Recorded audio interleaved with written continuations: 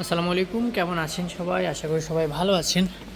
আজকে এই ভিডিওতে আমি আপনাদের সাথে শেয়ার করব, যদি আপনার গাড়িতে এই সমস্যাটি দেখা দেয় যে এয়ারব্যাগ লাইট অন হয়ে আছে বা এয়ারব্যাগ লাইট ব্লিঙ্ক করতেছে, তো কিভাবে এই সমস্যাটি সমাধান করবেন। ওকে, খুবই ইজি ওয়েতে। তো প্রথমত কম্পিউটার চেক করে নিতে হবে যে কেন লাইটটি আসছে, প্রথম কোয়েশ্চেন। তো আমি অলরেডি কম্পিউটার চেক করে নিয়েছি, ফল্ট আসছে যে প্রিটেনশন অর রাইট B1430। ওকে, এটি হচ্ছে ফল্ট, এই কারণেই লাইটটি ব্লিঙ্ক করছে, কারেন্ট ফল্ট। তো এখন প্রশ্ন, প্রিটেনশনার কি? প্রিটেনশনার বলা হয় অ্যাকচুয়ালি এয়ারব্যাগের ভাষায় এই যে সিট বেল্টের নিচে একটি এয়ারব্যাগ মডিউল থাকে, প্রতিটি সিট বেল্টের নিচেই থাকে। তো ওটাকে এয়ারব্যাগ মডিউল, ওখানে একটা এয়ারব্যাগ মডিউল আছে, ওখানে একটি এয়ারব্যাগের ওয়্যারও আছে। তো এটা হচ্ছে প্রিটেনশনার রাইট, যেমন এটি হচ্ছে রিয়ার প্রিটেনশনার, এটি হচ্ছে ফ্রন্ট রাইট প্রিটেনশনার, আর যেগুলো ড্রাইভার সাইডে হয়ে থাকে এগুলোকে বলা হয় লেফট প্রিটেনশনার। কেমন? তো এই গাড়ির সমস্যা যেহেতু রাইট প্রিটেনশনার দেখাচ্ছে, আমি এখন এই রাইট প্রিটেনশনার কভারটি রিমুভ করব এবং কীভাবে এটি বাইপাস করতে হয় আপনাদেরকে দেখাবো। তো এর জন্য প্রথমে আপনাকে কী করতে হবে, ইগনিশন অফ করতে হবে, টার্ন অফ। ও দেখুন, আমি রাইট সাইডের প্রিটেনশনারটি রিমুভ করে নিয়েছি। এই দেখুন, এটাই হচ্ছে এয়ারব্যাগ প্রিটেনশনার রাইট। তো প্রথমত এটাকে রিমুভ করতে হবে। আর একটা জিনিস হচ্ছে গিয়ে, যদি আপনার এইরকম সেম প্রিটেনশনার ফল্ট আসে, আপনি এই সিট বেল্টটি রিপ্লেসও করতে পারেন।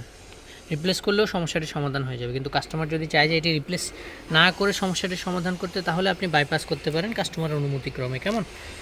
তো আমি এখন এটি রিমুভ করব।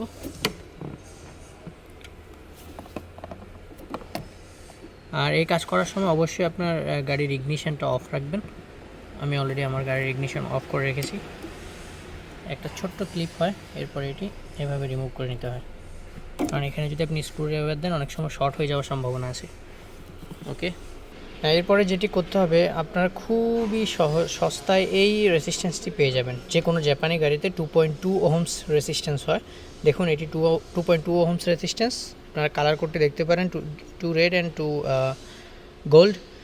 যেখান থেকে আপনারা ইলেকট্রনিক্স পার্টস বা যে কোনো সামান কিনে থাকেন, ওখানে গেলে আপনারা এই রেসিস্ট্যান্সটি পেয়ে যাবেন, 2.2 ওহমস। ওকে, তো এখন কি করতে হবে, এই রেসিস্ট্যান্সটি এখানে লাগাতে হবে। আমি লাগিয়ে দেখাচ্ছি। দেখুন, আমি রেসিস্ট্যান্সটি অলরেডি ফিক্স করে ফেলেছি। একদম পারফেক্টলি টাইট করে ফিট করতে হবে, যাতে কোনো লুজ কানেকশান না হয়। কেমন? তো এখন আমি আপনাদেরকে দেখাবো কম্পিউটার রিসেট করে, পরে টার্ন ইগনিশন অন। ওকে, তারপরে আপনাকে ফল্ট কোডটি রিসেট করতে হবে।